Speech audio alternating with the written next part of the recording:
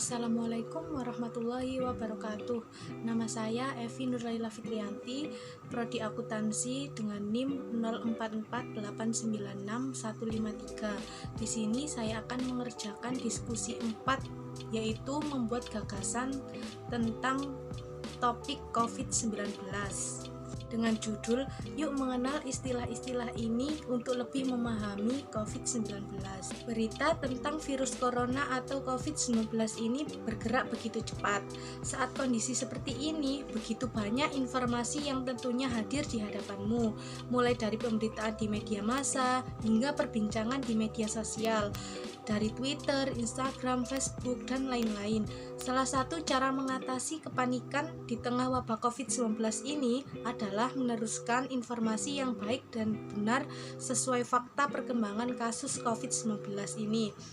Sering informasi tersebut bisa jadi kamu menemukan istilah-istilah baru terkait COVID-19 seperti social distancing, lockdown, karantina, hingga isolasi. Sebenarnya apa sih istilah-istilah yang muncul tersebut? Virus corona adalah virus yang menyerang sistem pernafasan. Penyakit karena infeksi virus ini disebut COVID-19. Virus corona bisa menyebabkan gangguan pada sistem pernafasan, pneumonia akut, sampai kematian. Virus ini lebih dikenal dengan corona adalah jenis baru dari coronavirus yang menular ke manusia. Virus ini bisa menyerang siapa saja, baik bayi, anak-anak, dewasa, lansia, ibu hamil, maupun ibu menyusui. Infeksi virus ini secara resmi oleh WHO disebut sebagai COVID-19, yang berarti Coronavirus Disease 2019, dan pertama kali ditemukan di kota Wuhan, Cina. Pada akhir Desember 2019, virus ini menular dengan cepat dan telah menyebar ke wilayah Cina dan ke beberapa negara termasuk Indonesia. Mari kita lanjut untuk mengenal istilah-istilah virus corona. Yang pertama adalah PDP, pasien dalam pengawasan. Sebelum diputuskan positif terjangkit, penderita penyakit COVID-19 disebut pasien dalam pengawasan. Mereka adalah orang-orang yang memiliki gejala panas badan dan gangguan sistem pernafasan.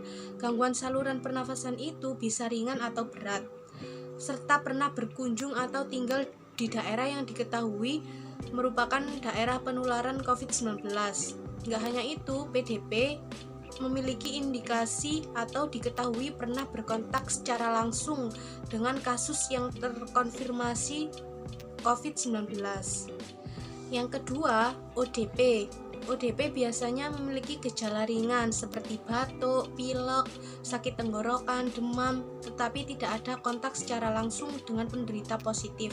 Saat kondisi ini ODP, orang tersebut tidak perlu rawat inap di rumah sakit, tetapi akan diminta untuk melakukan isolasi secara mandiri di rumah setidaknya selama 14 hari hingga kondisinya membaik. Yang ketiga, positif. Positif itu adalah pasien yang dinyatakan positif terinfeksi COVID-19 setelah melakukan serangkaian pemeriksaan seperti cek darah, rongsen paru-paru, hingga swab, yang harus menjalani perawatan di rumah sakit atau di lokasi yang ditentukan oleh pemerintah seperti Wisma Atlet hingga dinyatakan pulih dan bebas dari virus COVID-19. Yang keempat adalah OTG, orang tanpa gejala. Orang tanpa gejala ini tidak memiliki gejala dan punya resiko tertular dari penderita positif. Kelompok ini mencakup petugas medis tanpa APD standar atau orang yang kontak dengan penderita positif. Kelima adalah APD, alat pelindung diri. Alat pelindung diri ini adalah perlengkapan yang digunakan khususnya oleh tenaga medis untuk melindungi dan menjaga keselamatan diri dari penyebaran virus ketika merawat pasien. Yang keenam adalah karantina. Karantina ini adalah situasi di mana seseorang tinggal di rumah atau suatu tempat dalam jangka waktu tertentu untuk menghindari penyebaran virus kepada orang lain. Ketujuh adalah isolasi. Isolasi ini adalah kondisi ketika seseorang yang sakit menjauh dari diri orang lain sehingga tidak menulari orang lain. Yang kedelapan, physical distancing atau social distancing, menjaga jarak aman secara fisik dengan orang lain sekitar 1-2 meter di tempat umum. Dan yang kesembilan, lockdown. Lockdown adalah mengunci seluruh akses masuk maupun keluar dari suatu wilayah untuk meminimalisir penyebaran virus lebih luas lagi. Ke-10 adalah rapid test. Rapid test itu tes untuk yang mampu memberikan hasil terkait COVID-19 dalam waktu kurang lebih setengah jam. Selanjutnya, imported case.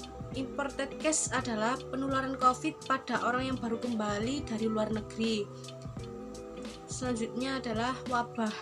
Wabah adalah kejadian tersebarnya penyakit pada daerah yang luas dan pada banyak orang. Dan selanjutnya adalah epidemi.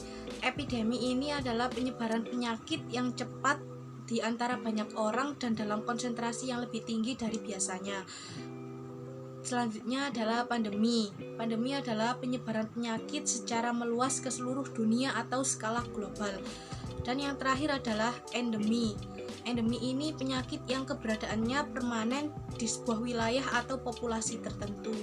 Sekian uraian tersebut yang bisa saya sampaikan, mudah-mudahan ada manfaatnya bagi kita semua. Mohon maaf apabila ada kata-kata yang kurang berkenan. Wassalamualaikum warahmatullahi wabarakatuh.